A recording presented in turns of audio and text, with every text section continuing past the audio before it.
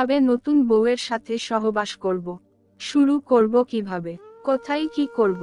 কিভাবে নতুন বউয়ের সাথে সহবাস করব? কিছুই বুঝতেছি না। শুরু করব কিভাবে? কোথায় কি করব?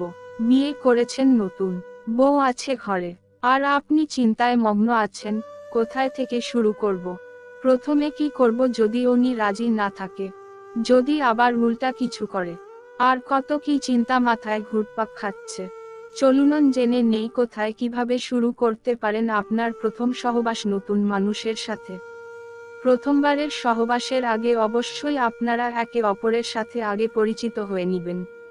তার থেকেও বড় কথা, আপনাকে ওনার চোখে চোখে চোখ রাখুন।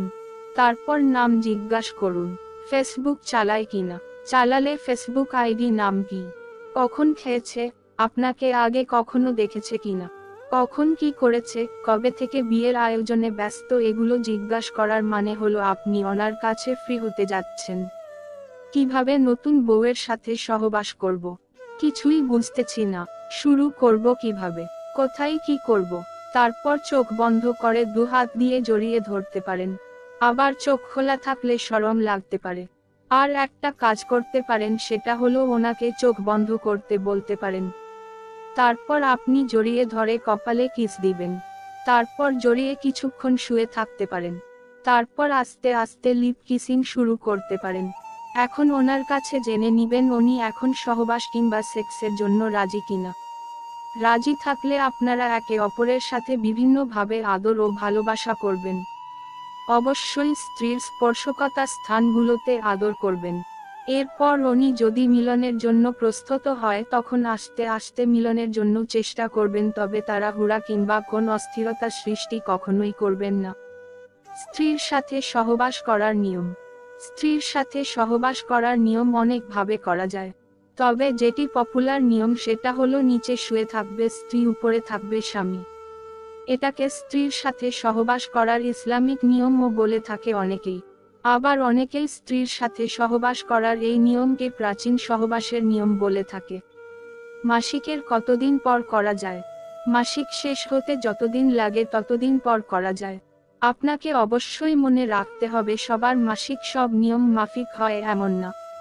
৯৯ মেয়েদের মাসিক অনিয়মিত হয়, মানে কোন মাসে ২৫ দিন পর, কোন মাসে ২৮ দিন পর, আবার কোন মাসে ৩০ দিন পরও হয়। তবে ২০-৩৫ দিনকে স্বাভাবিক মাসিক হিসাবে ধরা হয়। তাছাড়া প্রথমবারের শারীরিক মিলনের ক্ষেত্রে বিবাহিত যুগলের জন্ম নিরোধক ব্যবহার দুজনের জন্য সমানভাবে মঙ্গলজনক হবে। হয়তো কন্ডোম কিংবা খাবার বড়ি ব্যবহার না করার ফলে আপনাদের যৌনবাহিত ছোঁয়াচে রোগ কিংবা গর্ভধারণ ভয়ে মিলনের আসল আনন্দটাই মাটি হয়ে যেতে পারে। প্রথম দিন যৌনবাহিত ছোঁয়াচে রোগ থেকে রক্ষা পাবার জন্য কন্ডোম ব্যবহারই সবচেয়ে ভালো হয়, যদিও এটি ১০০% আত্মরক্ষামূলক নয়। তাছাড়া আপনার স্ত্রী হয়তো মা হবার জন্য মানসিকভাবে প্রস্তুত নয়। তাই বিয়ের পর পরস্পরের শারীরিক সমস্যার ইতিহাস জেনে এবং সন্তান নেয়ায় দুইজনের মতামতের ভিত্তিতে পরবর্তী নিয়ন্ত্রণের পদক্ষেপ নেওয়া যেতে পারে। যদি উনি বাচ্চা নিতে চায় বা বিবাহের ১ বছর পর বাচ্চা নিতে চায়, তাহলে তার কথা মতো জন্মনিয়ন্ত্রণ পদ্ধতি অবলম্বন করবেন। সর্বদাই নিজের স্ত্রীকে আদর ও ভালোবাসবেন। নিজের স্ত্রীকে কষ্ট দিয়ে বা জোরপূর্বক মিলন করা থেকে বিরত থাকুন। বাসর রাতে কি ব্যবহার করব? বাসর রাতে আপনি আগেই কন্ডোম কিনে রাখবেন, সেই কন্ডোম দিয়ে সহবাস করবেন, এটাই বেস্ট হবে আপনার জন্য। আপনিও জানেন না আপনার সঙ্গী পরিষ্কার পরিচ্ছন্ন আছে কিনা। তাই বাসর রাতে কি ব্যবহার করব জানতে চাইলে সহজভাবে বলতে হয় কন্ডোম ব্যবহার করুন।